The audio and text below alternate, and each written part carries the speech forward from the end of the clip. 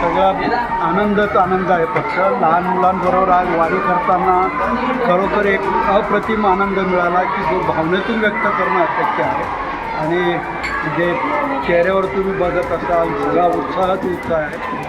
आणि खरोखर जी मंडळी पंढरपूरला वारीला जातात त्यांचा किती आनंद असेल याचं एक फक्त आपण प्रात्यक्षिक बघितलेलं आहे. असाच आनंद सदोदित मिळत राहो हीच पांडुरंग चरणी प्रार्थना. निश्चितच दरवर्षी आषाढी एकादशीला सर्व भक्तांची मंडळी पंढरपुरामध्ये जमत असते वारीच्या निमित्तानं. पण लहान मुलांना तिथवर पोहोचता येत नाहीत, पण त्यांच्यावरती हे संस्कार रुजावेत. वर्षानुवर्ष चालणारी पंढरपूरची वारी ही महाविद्यालयात अनुभवता यावी यासाठी विद्यार्थ्यांचा आम्ही सहभाग घेऊन रिंगण महोत्सवाचं आयोजन केलं.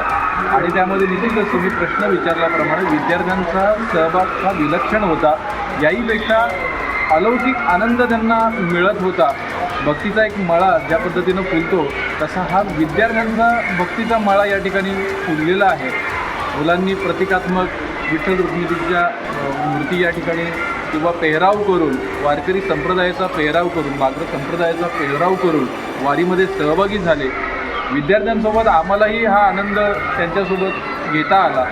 आणि आपली परंपरा असेल, आपली संस्कृती असेल, आपलं संत साहित्य असेल, आध्यात्मिक लोकशाही असेल ही रुजवण्यासाठी आम्ही विद्यार्थ्यांना घेऊन दरवर्षी हा उपक्रम करत असतो. आणि संस्था जीवनदीप शैक्षणिक संस्था ही संस्कार मूल्य रुजवण्यासाठी विद्यार्थ्यांमध्ये असे उपक्रम साजरे करत असतात. असाच हा एक उपक्रम आहे. जय हरी म्हटल्यानंतर आपल्या ज्या संपूर्ण शरीरामध्ये एक वेगळीच अशी ऊर्जा संचारते.